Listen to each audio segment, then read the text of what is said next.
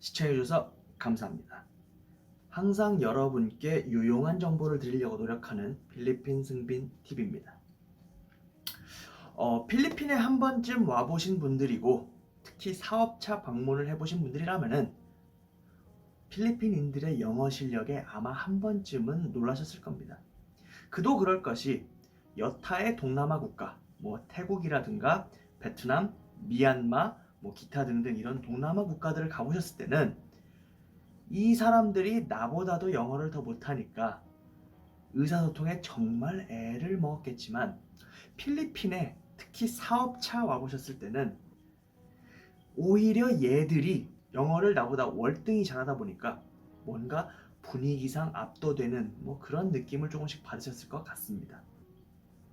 특히 이러한 영어로 분위기를 압도해버리는 상황은 약간 좀 덩치가 큰 기업들, 그런 큰 기업들에서 나온 담당자들에게 많이 풍기는 포스죠. 사실 그 사람들도 이런 점을 잘 알고 있어요. 제가 통역 때문에 이들과 대화를 좀 많이 하고 친해지면서 이런저런 얘기를 좀 나누다 보면은 이들이 한결같이 하는 말이 있습니다. 첫 인상을 제대로 줘야 내고가 편해진다. 이런 말을 하더라고요. 자, 여러분이 하나 아셔야 되는 사항이 필리핀은 2010년을 기점으로 인도네시아를 넘어서 명실상부 전 세계 1위 콜센터 자리를 굳건히 지키고 있습니다. 콜센터가 뭐냐고요? 콜센터란 영어를 사용해서 고객들의 전화 및 이메일 응대가 대다수인 직종, 즉 영어 관련 업무겠죠. 즉 한국말로는 고객 지원이라고 볼 수 있습니다. 고객 지원을 하는 데가 콜센터죠. 영어권 사람들이 이제 볼 때 해외 투자자의 입장에서 인도네시아보다 필리핀이 좀 더 발음적인 측면이라든가 고객 응대 서비스적인 측면 이런 게 좀 더 낮기 때문에 인도네시아나 기타 다른 동남아 국가에다가 콜센터를 세우지 않고 필리핀으로 들어오는 겁니다. 필리핀도 월 평균 인건비가 한 300~400불, 많이 줘봐야 한 500불 정도면은 직원을 하나 고용할 수 있기 때문에 사실상 인건비적인 측면도 여타의 동남아 국가들과 비슷비슷하기 때문에 웬만하면 좀 질 좋은 필리핀에서 콜센터 서비스를 많이 하고 있죠. 자, 그럼 다시 이제 원래의 질문인 왜 필리핀인들은 영어를 잘하는가에 대해서 한번 알아보겠습니다. 먼저 이들의 역사적 배경을 어느 정도 이해하고 넘어갈 필요가 있습니다. 미국이 필리핀을 지배했다는 사실은 모두가 다 알고 계시는 사실일 겁니다. 그러나 사람들은 막연히 미국이 그냥 지배했으니까 필리핀 애들이 영어를 잘하겠지 하고 생각을 합니다. 허나 역사적 사실로 보면은 필리핀인은 스페인의 333년, 미국의 고작 60여 년밖에 지배당하지 않았습니다. 즉 역사 논리적인 관점에서 단순히 보면은 필리핀인들은 영어가 아닌 스페인어를 더 잘해야 정상이라는 겁니다. 그러나 필리핀인들은 영어를 더 잘하죠. 이들에게 스페인어를 시켜보면은 잘 몰라요. 지방 변두리의 몇몇 지방민들만 스페인어를 어느 정도 구사할 뿐이죠. 수도인 마닐라인들은 스페인어를 거의 모른다고 볼 수 있습니다. 그렇다면 왜 이들은 스페인어가 아닌 영어를 구사하게 되었는가? 이것이 저희가 알고 싶은 거죠. 자, 역사적인 사실로 보자면은 1901년에 미국의 주 필리핀 미군 정부는 필리핀의 서마사이즈라고 불리는 선생님들을 들여오기 시작했습니다. 그 서마사이즈 선생님들의 목적은 필리핀의 미국식 공립학교 시스템 건설이었습니다. 이것은 그 당시의 교육 정책의 패러다임이었죠. 그들이 가장 먼저 한 일은 학교 내 영어 사용이었습니다. 스페인어 사용 금지라는 표현 대신에 학교 내 모든 수업을 영어로 진행하고 교과서도 영문으로 된 것을 배포함으로써 아이들이 자라면서 자연스럽게 세대 교체가 되고 영어 사용이 빈번해진 경우죠.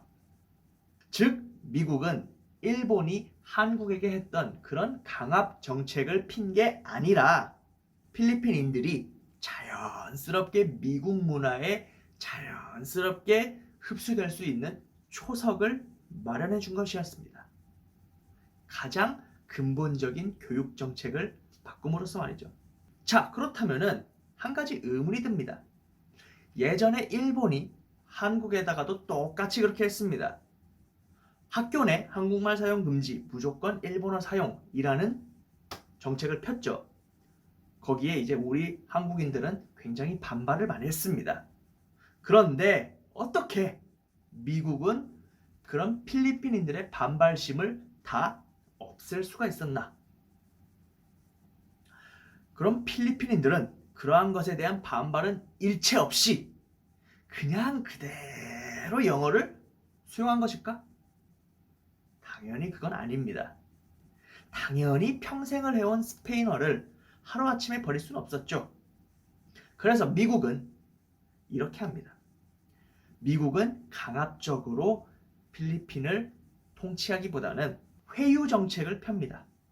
영어를 잘하고 학교 성적이 우수한 학생들을 미국 본토로 보내줘서 돈도 잘 벌고 성공할 수 있는 계기를 만들어줬습니다. 그런 식으로 몇 년이 지나니까 필리핀은 자연적으로 아메리칸 드림을 꿈꾸는 나라로 변모하면서 미국을 동경하기 시작했죠. 왜냐? 미국에 갔다 온 필리핀인들이 그들의 거대한 빌딩들과 엄청난 문화를 보고 그것을 영웅담처럼 떠들었기 때문입니다. 그 당시에 필리핀인들은 들판과 초원에서 살았는데 그런 사람들이 이제 그런 것을 듣다 보니까 서서히 빠져들고 매료되었던 거죠. 그렇게 시간이 흘러서 1935년에 필리핀 임시정부 때에 필리핀법 1935 Philippine Constitution, 이것은 이제 필리핀법입니다. 필리핀 헌법에 영어가 필리핀의 공용어로 등재가 됩니다. 물론 추후에 필리핀어, 따갈로그도 함께 등재가 되죠. 이로 인한 여파로 오늘날까지도 필리핀의 교육을 들여다보면은 초등 1, 2, 3학년은 필리핀어, 따갈로그로 지도를 하고 약간의 영어를 곁들이는 방식으로 이런 식으로 지도를 하고 초등 4, 5, 6학년부터는 영어의 비중을 좀 높여서 지도를 하고 이게 어떤 식이냐면은 과목당 설명을 영어를 많이 곁들여서 하는 방식입니다. 고등학교 때부터는 전 과목을 영어로 지도합니다. 당연히 필리핀어 과목은 제외하고요. 자, 그래서 교육학적 관점으로 보면은 2012년에 필리핀 교육부 DepEd에서 지정한 K-12 커리큘럼을 기반으로 하여 말씀을 드려보자면은 이러한 필리핀어를 근본으로 삼지만 영어를 위주로 배우는 것을 MTB, MLE라고 지칭합니다. 이 MTB, MLE는 Mother Tongue Based Multilingual Education의 약자입니다. 이런 식으로 전 과목의 설명을 영어로 지도하는 것은 여타의 아시아 국가에서는 찾아보기 힘든 것이죠. 그러다 보니 자연스럽게 필리핀인들의 영어 실력이 아시아인들 중 타의 추종을 불허할 정도로 높다라고 볼 수 있습니다. 자, 그렇다면은 우리가 이런 의구심도 들 수 있습니다. 그렇다면은 진짜 미국인들 같은 그러한 네이티브 영어 발음을 구사하는 필리핀인들은 어떻게 그렇게 하나요? 필리핀인들이 BPO 관련 회사, 그러니까 이제 콜센터 관련 회사에 입사를 하게 되면은 트레이닝을 받습니다. 트레이닝 중 가장 중요시되는 부분이 바로 발음, 액센트죠.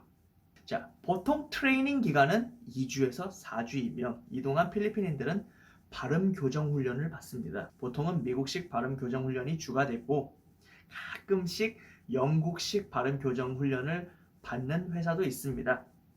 영국에 서비스를 해야 되는 회사들 같은 경우는 그런 식으로 많이 해요. 그 이외에도 필리핀인들은 매일같이 평생을 영어에 노출되어 있습니다. 어떤 식으로 노출되어 있냐고요? 영어 팝송을 듣고 영자 신문을 읽고 구글도 영어로 검색해서 자료를 얻고 영화도 영화관에서 자막 없이 할리우드 영화를 보면서 매일같이 영어와 친밀하게 지내는 구조입니다. 자, 그래서 오늘은 이렇게 왜 필리핀인들이 영어를 잘하는가에 대해서 역사적 사실을 근거해서 한번 다뤄보았습니다. 영상이 도움이 되시거나 볼만하셨다면 좋아요 및 구독 한 번씩 눌러주세요. 감사합니다.